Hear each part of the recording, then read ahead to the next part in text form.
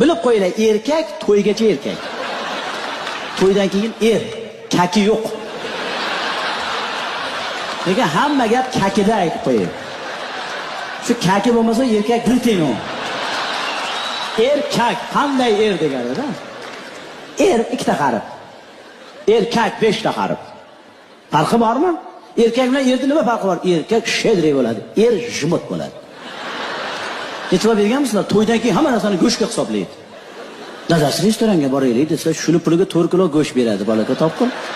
Bola chaqa bilan yesang bir oy yeysan. Nima bor endi restoranda ham shu ovqat, shu go'sht, shu non. Nima qilasan endi? To'g'rimi? Bilib qo'yinglar, erkak to'ygacha erkak. To'ydan keyin kaki yo'q. Lekin hamma gap kakida aytib qo'ying.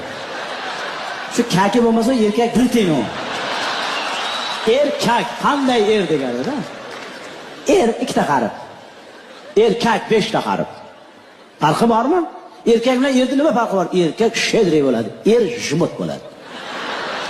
E'tibor berganmisizlar? To'ydan keyin hamma narsani go'shtga hisoblaydi. Dadasi restoranga boraylik.